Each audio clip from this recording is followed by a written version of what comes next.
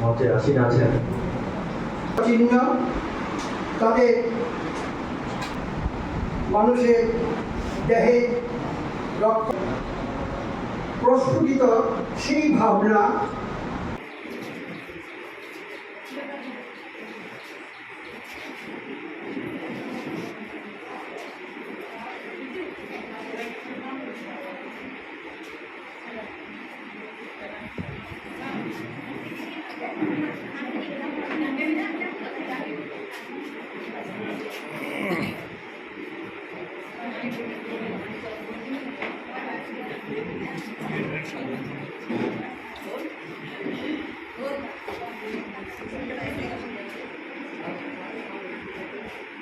শিক্ষক কর্মচারী আন্দোলনের মতো প্রাক্তন নেতৃত্ব কমরেড বিদ্যুৎ বিকাশ রেখে পুষ্পস্তবক দিয়ে শ্রদ্ধা জানানোর জন্য অনুরোধ করছি।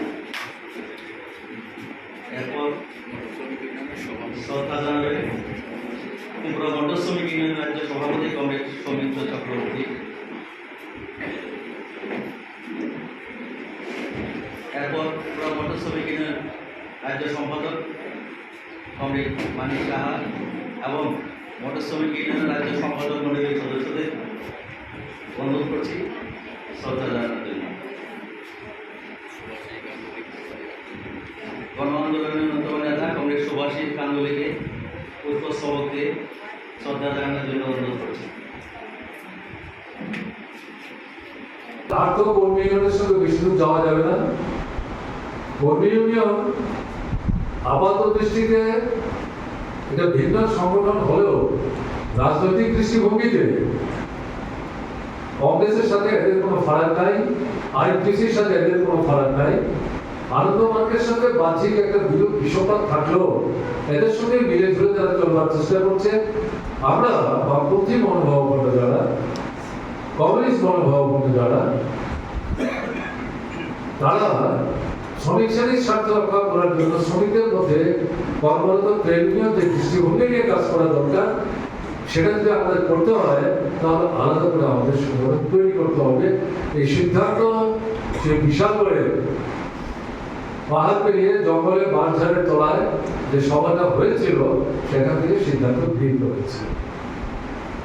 আমি ঠিক স্মরণ করতে পারছি না সেই সভায় চঞ্চল মজুমদার আদৌ উপস্থিত ছিলেন কিনা, এটা মানিক ভালো করে বলতে পারবে।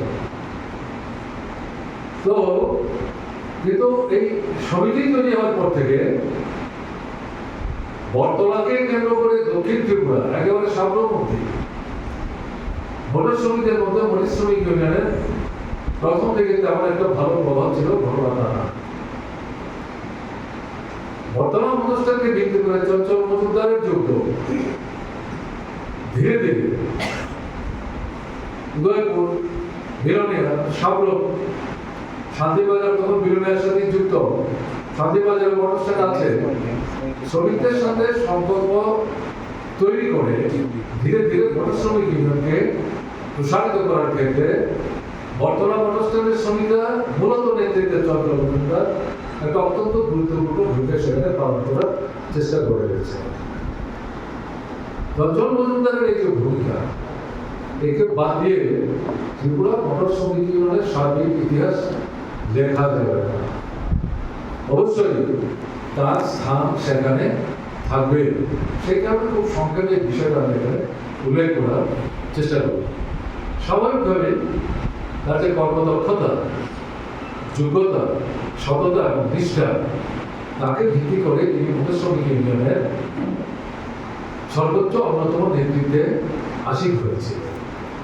এটা ঠিক, ত্রিপুরার তৎকালীন সময়ে অল্প কয়েকটি সংগঠন নিয়ে যে সিআইটিউ, তার মধ্যে মূল ভূমিকার অধিকারী ছিল মোটর শ্রমিক ইউনিয়ন, তার সাথে ছিল চা শ্রমিক ইউনিয়ন, আর বাদ বাকি ছিল ছোট্ট পরিসরে বিড়ি শ্রমিক, ছাদারবাদ ইউনিয়ন, তারপর অন্যান্য ছোট ছোট সংগঠন আস্তে আস্তে বাড়তে বাড়তে একসময় এটা 42 থেকে 46-এ যায়। বর্তমান সময়ে সম্ভবত